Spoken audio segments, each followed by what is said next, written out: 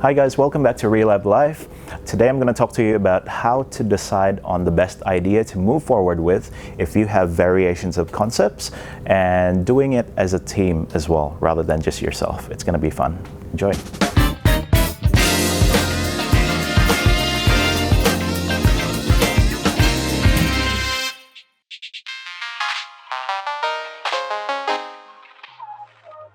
So how do you decide on the best idea to move forward with when you have a number of options? So this is a method that we use a lot on the design sprints. It's well known in the design sprint as well. It's called the Silent Art Museum, which is an exercise that you do either on day 2 or day 3. But usually this is done after you have some solution sketches and you have different variations of solution sketches from different team members. But over here in Relab, we use this technique as well for just trying to understand or select a particular concept for us or clients to move forward with. So you're not stuck in the different variations and you have objective opinions as well around why the chosen idea is the right one to move forward with. So I'm going to demo it to you today with the help of some of my team members over here. So over here we have 3 different concepts. There's concept number 1, number 2, and number 3. Now, the first exercise is usually just for me. Now, let's picture I'm the facilitator in this whole thing. I run the meeting, and so I've invited the team members to come in and explain to them what they're meant to do. All right, so which is them having sticky dots and having some Post-its and Sharpies to vote on the ideas that they like the most. So the ideas could be features, it could be just the logo itself, or a design element, or even the whole thing. All right. So the reason why I've given them Sharpies as well as Post-its is because this whole thing is silent. You're not discussing when you're voting. You're not meant to persuade your team member that you like this idea and the reason why, but you're only doing it individually, silently. And that's why it's called the Silent Art Museum, because it is pretty silent.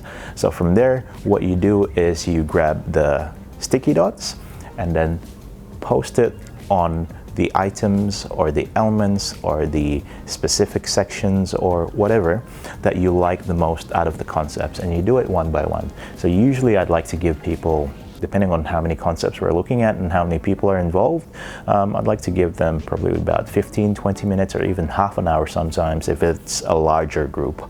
And usually when it's done, you get some sort of a clustered heat map of certain things that people like, and then you get some visual ideas on the elements or the sections that people like or the specific components that people like in general. What I like to do as a facilitator, as a trick, is when people are voting with their pink dots, I like to take notes on identifying what do people like in the different concepts. That helps me as a facilitator to be able to facilitate the next session of this whole thing a lot more efficiently, which is the speed critique.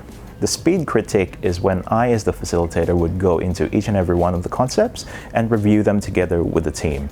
I'm going to hold a time timer with me because that's going to limit my time in talking, right?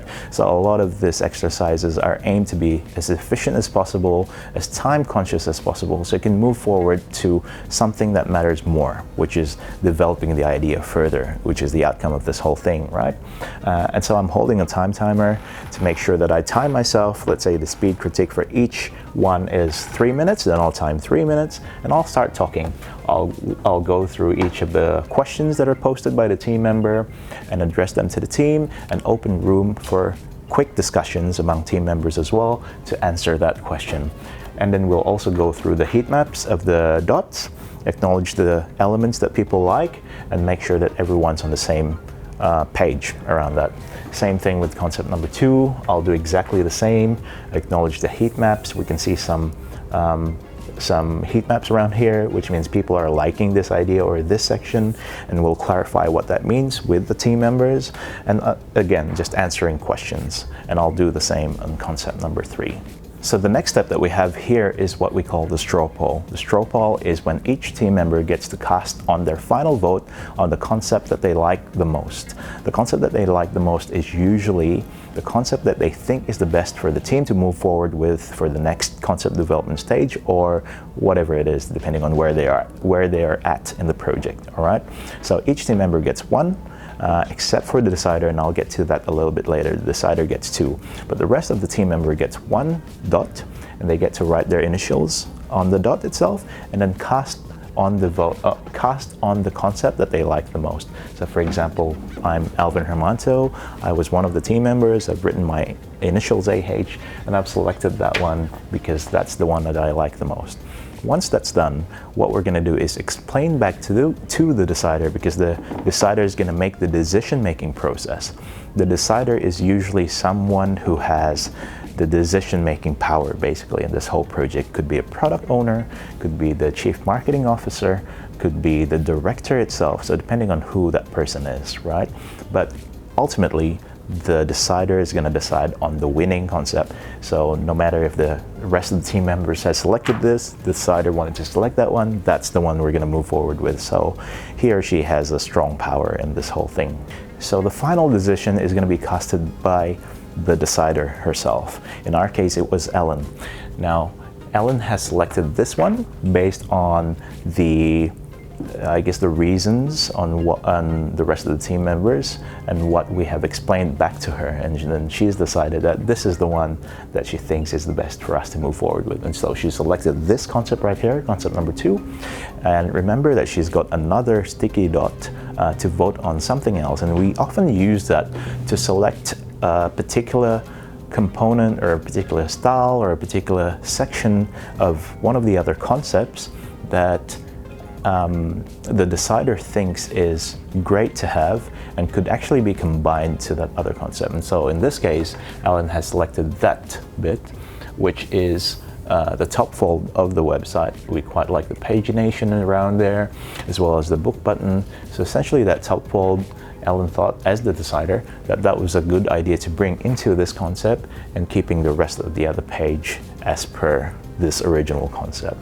So that is the decision.